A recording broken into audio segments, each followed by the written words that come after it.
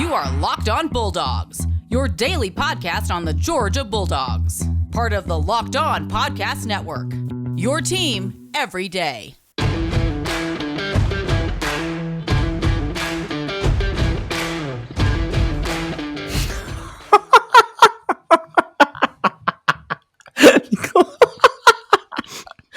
Hi. Hello and welcome to the Locked On Bulldogs podcast. It's Monday, and there are we're two here. fan bases. Daniel and I are here. Yeah. By the way, really quick, today's episode of Locked On Bulldogs and Locked On Podcast Network is brought to you by Sonos. Experience the game like never before with Sonos Arc, the premium smart soundboard for TV, music, gaming, and more. Visit Sonos.com. Learn more. Daniel's here. I'm here. You're here on the podcast side. Well, Bama fans been here for a while. Sure. The Walmart headquarters has told them that they are no longer employed and to stop sending in the timesheet. And they are still sending in the timesheet, even though they're But you know who's not here, Daniel? It's real quiet. It's real quiet. Listeners of the pod, please go back and check out the YouTube comments for the novel. That is it is a good time. Novel. It is a good time. Hilarious to me. Surrender Cobra was in full effect on Twitter. I went back and checked in with all y'all Michigan fan, and y'all didn't want to chat. No, the YouTube comments were a real fun time. I just want to apologize in advance. I could not get to all of you. And so if I did not get a chance to respond to your comment, it's because there were so many of you and you were all so idiotic that it was difficult for me to reach out to everyone personally. But just know, from us to you, we see you and we read your comment. Oh, we know. Yeah. Okay. I apologize. As somebody who lives in the Midwest now, I apologize for the Midwest people. They were foolish, Daniel. Okay? They were all foolish. In their feels. Let's do some things. We're going to talk about this game. Okay. We're going to break it down in some current aspects. I want to, Daniel. We have some hot takes and some cold takes that were given to us last week by Michigan fan. But sure. But I think here's how I kind of want to. Here's how I've been thinking about it in my mind. I want to talk about things that everybody's talking about. Okay. Things that no one's talking about that you and I should be talking about, and then kind of grab bag everything else at the end. So can we start this game with what everybody is talking about, Daniel? Sure. Yeah, let's do that. Stetson Bennett, the fourth, said, "Get off my lawn. Get off my social media app that I don't have. Get off my life. I don't care about you. I don't care for anybody else besides the people in this building. And I will ball and throw where I want to throw, to whom I want to throw to, when I want to throw to them, and you will not touch me as I do so." No. Who's making fun of who for wearing mailman hats while other people are out there recruiting 5-star quarterback? I just don't, because who's never won a big game against a real opponent? Who's never stepped up when it matters the most? Who's not good enough to win his team a championship? Okay. Well, see, the thing about it is, Clint, there were some people in this game that were not good enough, but none of their names were Stetson Bennett. No, sir. You understand? Yes. They were probably not even juniors, much less the third or the fourth. No. Okay? You understand? No. Their mom didn't find it appeasing or beneficial enough to name them after dad because they were half the man dad was. Stetson is 4 times the man his ancestors were. Guys, this man came out here, slung it wherever he wanted, got out of pressure. Stetson Bennett, thank you. Can we talk about some narratives, Clint? Let's just run through a list of narratives going into the game. Please. Okay. Here, one of the narratives is Stetson Bennett can't win the big game. Okay, I think we just handled that. Next topic, Daniel. He put his foot in the ground, Clint. Yes, he did. And he just slung it down the field and took a shot in the chops. Did a backward somersault, popped up onto his knees just in time to watch Jermaine Burton tiptoe into the end zone. Clint. Yes, he did. And he knew the hit was. One of his eyes looked over there, saw the man coming, and said, "I don't care." Let's talk about the narrative that Georgia can't block these Michigan pass rushers, Clint. Aiden Hutchinson, what had happened was the Heisman Trophy. Big Ten offensive lines. Uh-huh. And now you came down to where the big boys play football. And Stetson Bennett IV ran circles around you. And Warren McClendon and Jamari Sawyer put you in the cooler and just said, you'll stay over here for the entire game. Nothing from these edge rushers. Nothing. It was like a video game where I could see dollar signs floating up above Jamari and McClendon's Jamari head. made so much money, guys, this game. That's the number one pick in the NFL draft potentially. And Jamari said, "You will not only take my fists in your chest, you will like it, and you will go to the ground when I want you to, and you will dance like a little ballerina when I command you to." And that's exactly what he did. It was incredible. 2 idiots on Friday, Clint, told you not to sleep on Michigan getting 0 sacks. Idiot number 1. How many sacks did they get in this game, Clint? Idiot number 2 is across from me. We said they're not getting any pressure. Don't sleep on that. And they got 0 sacks. Their 2 vaunted defensive ends, our offensive line, shoved them around like it was nothing. Will Anderson is double the man these 2 guys are. We shut him down. We're going to shut him down again. We'll get to that later. We got plenty of time. But my goodness, that was incredible. Let's talk about how Haskins and Corum. Oh, no, Corum. He's got 4.2 speed, Clint. 4.2 speed is what I've heard. You know who else has sub 4.2 speed? His name is Nakobe Dean. 260 pounds. His name is Nakobe Dean, and he is going to be a top 10 pick in this year's NFL draft, the best linebacker. And again, Roquan, I love you, bro. Steal of the draft. He'll be the steal of the draft. Y'all, I saw a man, and I use that term in I sense disrespect because it doesn't encompass who this man is enough. I'm giving him the due respect and stuff. You're lumping him in with other boys who identify themselves as men. Correct. But this is a man we're talking about. Nakobe Dean is otherworldly. He is a freak of nature. He is our best defensive player. He came running across that formation, Clint, into the backfield. I've watched it 200 times, and I can't see it enough. I started before the play was snapped. I saw the motion, saw it all go down, saw McNamara turn, and I started sprinting around a pool table. I got a billiards table. I started sprinting around. I didn't even watch the TV, and the people that were with me looked at me and they said, "What is going on?" And I said, "I just pointed the TV," and I said, "Just watch, just watch. He's gonna decimate that man. It's gonna go for a loss. Just watch." It was other.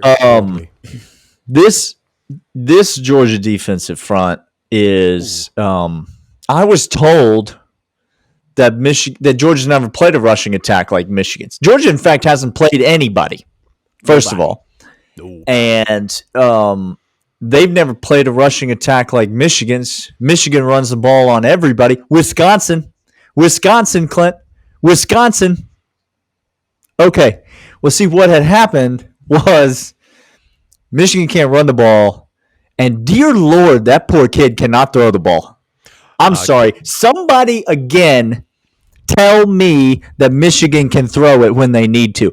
Because he pitched for 300-something yards in a loss to Michigan State. Tell me more about how my man can throw it if he needs to. Because he threw it to Darion Kendrick twice. Okay. No. It was one of the worst offensive performances I've ever seen from a team in a meaningful game. And listen to me, I've watched Notre Dame play in the college football playoff. Michigan might be the worst team to ever make the college football playoff. If Cincinnati played Michigan 10 times on a neutral field, Clint, give me Cincinnati at least 7 of those 10 times. Michigan might be the worst team to ever make the college football playoff. And I know as a Georgia fan, I'm not supposed to say that because it makes us look worse. It just feeds into this narrative that Alabama fans are going to be throwing at me like we haven't played anybody. I'm sorry, but we'll get to Alabama fans in a minute. Michigan is a really bad team. Now, listen, here's the thing about Michigan. They can maybe put something together under Jim Harbaugh. I believe that this could be a stepping stone for them. 100%. I don't disparage the Michigan program, right? I don't disparage the Michigan program. But this team did not belong on the field with Georgia, and it showed. It absolutely showed, Clint.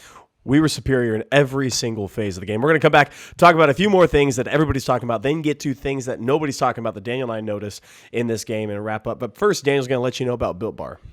Built Bar is the tastiest protein bar on planet Earth. It comes in a wide variety of delicious flavors, chocolate, caramel, fruit flavors, birthday cake flavors, whatever you want. Built Bar has got it. Go to BuiltBar.com. Enter the promo code locked on 15, and you're going to get 15% off your first order. It's a new year. You probably are trying to eat healthier. I don't know. I'm just speculating that about you. It's not like I know you, but I'm just wildly guessing that you're trying to take better care of yourself this year. And let me just spoil it for you. You're not going to do that. Do you know why? Because you like doing things that are unhealthy and you don't like doing things that are healthy. Built Bar is a way to break that cycle because Built Bar is the protein bar that tastes like a candy bar. Do you know what you like? Candy bars. Do you know what you don't like? Eating healthy things. What if I told you you could eat something that was high in protein, high in fiber, low in sugar, keto approved if that's the diet of your choice, and it would taste like a candy bar? Chocolate, brownie, orange cream, raspberry dark chocolate. They come in a lemon cheesecake. There's a million delicious flavors. All of them are available right now at BuiltBar.com. Enter the promo code LOCKEDON15 for 15% off your order. Built Bar, the tastiest protein bar there is. All right, Daniel, a couple of other things that everybody's talking about that we should talk about. The best offensive player we have is not Stetson Bennett. No. Is not James Cook. No. He was otherworldly. We'll get to him. We'll get to him. His name is Brock Bowers. Ladies and gentlemen, Brock Bowers showed you on drive.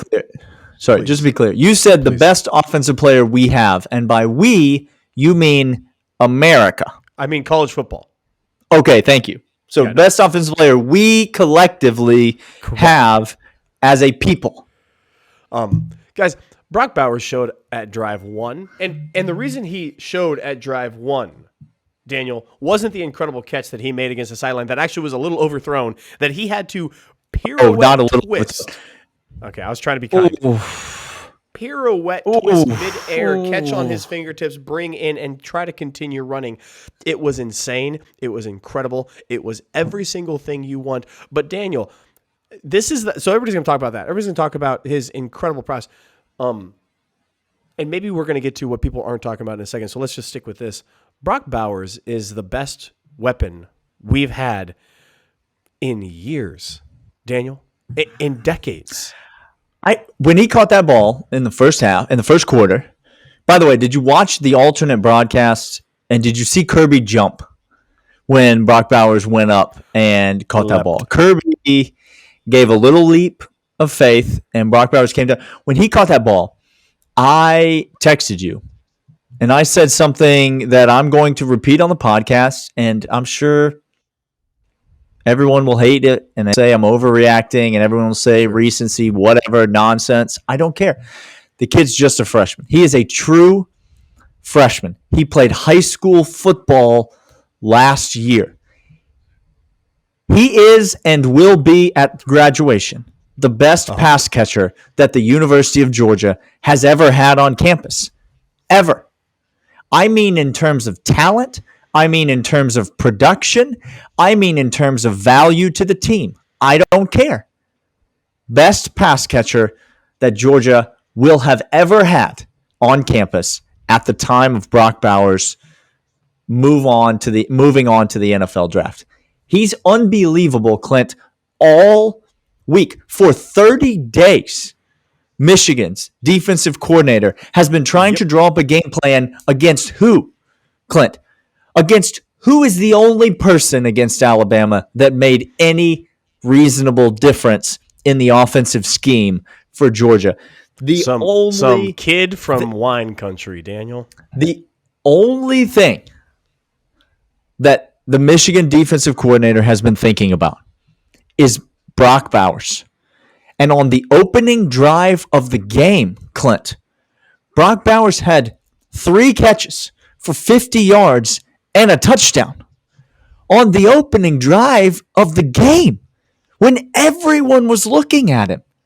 Alabama defensive coordinator, who I believe to still be drunk from New Year's Eve. Like, did you see him on the sidelines? By the way, he came in and said, "We're playing Cincy. No, we fine. We fine. Give me that flask. We're gonna be fine. We're gonna be." Boy, he looked rough over there on those sidelines. It was bad. I dare you to stop Brock Bowers, Alabama, in the national championship game. I dare you, because no one else can. So let's not worry about it. No, because you're not doing it either. About that at all. No. All right, there is so much to talk about in this game that was incredible. A.D. Mitchell, we can talk about Kenny McIntosh, we can talk about Todd Monken, and we're going to get to him because I think it's more important continuing on learning from Alabama and watching good Stetson and watching good offense going forward. We're going to talk about that. James Cook, by the way, Daniel and I, again, 2 idiots got on this podcast and said, if Zeus gets 15 carries for 65 yards and James Cook touches the ball 8 to 10 times, oh my goodness, that's going to be great. And that's exactly what happened. Zeus got first downs when they were needed. James Cook got out there, got the ball, and balled out and made himself some money. You want to talk about a versatile weapon in the NFL and in any offense. And I think we're going to see that continue. Okay? So well, you better hope we do. We'll get to Alabama later on in the week. But you better hope that freaking continues. Rinse, repeat. That's all we're asking. Now let's talk about what nobody's talking about, Clint. This is almost a don't sleep on, but post. In retrospect, it's exactly a post don't sleep on. I love it. We've never done it before in the history of the podcast. Okay, look, here's the deal, guys. We were explosive. Stetson hit his shots. James Cook run all over the place. I get that. Tell us more. Why? Do you know why he was able to do all of those things? Why Brock was able to catch, while James Cook was able to run, while we had Kenny McIntosh showed himself out. Do you know why? Brock Bowers, I do. Darnell Washington, Lad McConkey. Lad freaking McConkey. He weighs 123 pounds. Jorge Pickens. Okay. Kearis Jackson getting his nose all sorts of dirty up in what that line. Catch called back by penalty, by the way, by Kearis Jackson. What a catch. Freaking unbelievable. They blocked on the edge better than we have seen the entire year. And that's what set up this offense able to do. So getting those guys on the edge, we talked about getting space out on the edges to go ahead and do the things. The only reason they were able to get space on the edges, the only reason that they were there is because our wide receivers and our tight ends were blocking downfield with absolute abandonment, like their hair was on fire. Like blocking downfield was just as good as catching a touchdown pass. And it was a thing because guess what? It led to touchdowns. It led to scores and it led to wins. It was beautiful to watch. I was flipping out the entire time watching that edge blocking, Daniel. It was a thing of tremendous beauty. And I'm going to take it one step further because you mentioned Jamari Sawyer earlier. And Jamari made a lot of money. Yes, and this is a guy that's supposed to be playing guard, Clint. Just let that sink in really quick, guys. But let me be the first to say, shame on me, shame on you, thank you, and shame on all of the rest of the people for thinking that Jamari Sawyer should play any position other than left tackle, because he's a better left tackle than any of these 5-star left tackle recruits could ever hope to be. Okay? Daniel, Andrew Thomas is the best tackle we've ever seen come through Georgia. Yep. I mean, Isaiah Wynn was pretty good. Isaiah Wynn was pretty good. I'm telling you right now, depending on how this last game goes, he might be number 2. Listen, you want to act like, by the way, last time we played Alabama, Say more. was there injuries on the offensive line? I can't remember. Was the offensive line healthy? I think we are shuffling around the offensive line a little bit, Daniel. Hold on, is the offensive line healthy now? Oh, we healthy. We all here. Okay, because I want to actually move away from Jamari Sawyer for a second, because big number 70, Mr. McClendon, deserves a lot of, because Aiden Hutchinson didn't line up on the left side of the offensive line the whole night, Clint. He moved around. Ojabo's supposed to be good. Did you hear me, Michigan fans? Ojabo. I got it. Ojabo. I learned how to say his name. He didn't make me learn how to say his name because he did nothing. You understand? Nothing. He did nothing. But I still learned how to say his name. Ojabo. He's still not good at football compared to Georgia. But whatever. This is so good. Aiden Hutchinson moved over to the right side of the offensive line, and Warren McClendon, he just said, you come get some of this if you want it, because I'm here. I got plenty to spare. How about right next to Warren McClendon? Yep. Much maligned, big number 50, Warren Erickson. Now, there have been some times this year, Clint, A lot of times. when you and I and many other people have said Warren McClendon's a weak link on this offensive line. The run blocking is not sufficient. The pass pro is weak up the middle at times. Warren McClendon doesn't seem to drive off the ball the way that typical guards for the University of Georgia have done in the past. Let me tell you, Warren McClendon had himself a day in this game. The run blocking, the pass pro, and the overall level of dominance from this. I was told, just back to things I was told Michigan had the best offensive line in the country. Clint? I think a trophy was given to them for such excellence. I'm sorry, because Robert Beal gave me the little man when he just ripped the right tackle. He said he's small. He's a small guy that you put on me. That offensive line compared to Georgia's offensive line, you would not have been able to guess who received the award for best offensive line in college football. Those offensive linemen deserve a heck of a lot of credit. A heck of a lot of credit. Same with the perimeter blocking. We're going to come back, talk about a few more things, wrap up what maybe everybody's talking about, what nobody's talking about that we are. But first, hey, Georgia fans. This is Clint with an incredible opportunity for you to buy gas at Get Upside. Listeners right now are making 25 cents for every gallon of gas every time they fill up. Just download the free Get Upside app in the App Store or Google Play right now. Use promo code SCORE, that's promo code SCORE, and get a bonus 25 cents per gallon on your first fill up. That's 50 cents cash back. Don't pay full price at the pump anymore. Get cash back using Get Upside. Just download the app for free. Use promo code SCORE to get up to 50 cents a gallon cash back on your first tank. Some people who drive a lot are making as much as $200 to $300 a month in cash back, and there's no catch. The cash back gets added right to your bank account.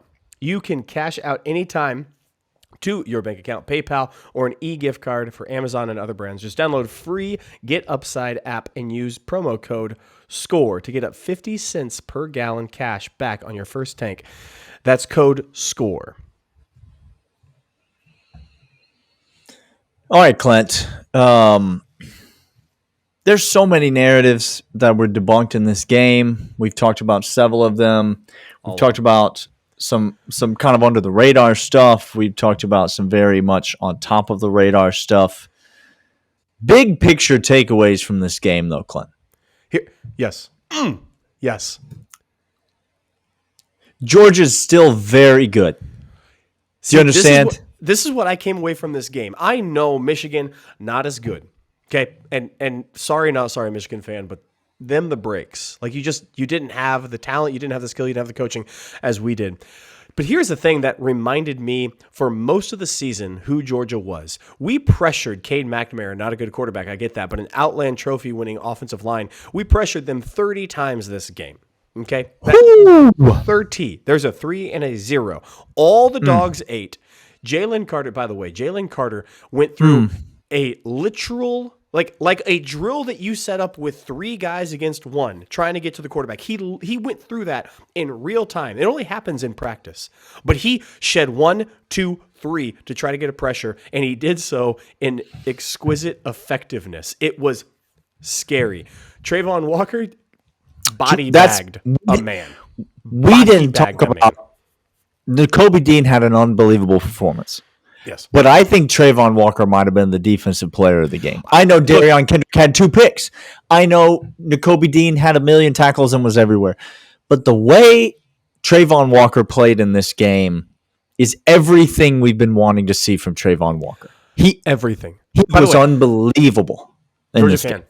You get one more game with Trayvon Walker because he's about to go get paid first-round money. Like, I don't make the rules, and I wish it wasn't true.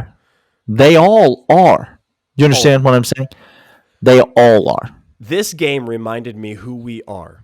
And let me show you a couple things. Michigan wanted to do a couple Y leaks and a couple Y delays, a couple little tight end pops, a couple little outs that were going to be open for them. They wanted to exploit the over-aggressiveness of Georgia and the pressure. They thought, you know what, if we get our tight ends over the middle, if we do this. And they were successful a couple plays. There was one throw that I think their biggest play was 20 yards downfield, down the middle of the field. Outsides were not. Keely Ringo shut down his side. Darion was shutting down his. Like, Keely Ringo, by the way. They threw at Keely Ringo. I counted one time in the whole game, and was it it was 11 yards. It was 1 yard. It was no. It's like right beyond the line of scrimmage. Yeah. Okay. So it was the first Okay, down. Darion got beat on one play. They hit him over the top, and he immediately recognized. You know, he just got a little slow out of his break, and guy ran right by him and beat him over the top. And then he had 2 interceptions in the game and did not give up a meaningful catch after that. Keely Ringo, on the other hand, was just freaking Keely Ringo Island over there. Nothing happening. 0. Okay. So here's what reminded me of that. Michigan had that. It was an okay game plan when you don't have a guy like Waddle or Mechie or anything that Bama has. You're going to go Y leaks, you're going to do screens, you're going to do that little out pass to Corum and all that crap.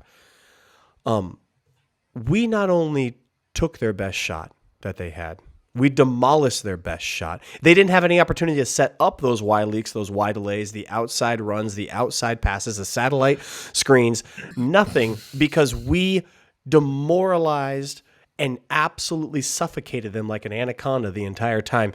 Georgia fan, we're back. Like, we had one blip on the radar. Okay? That's it.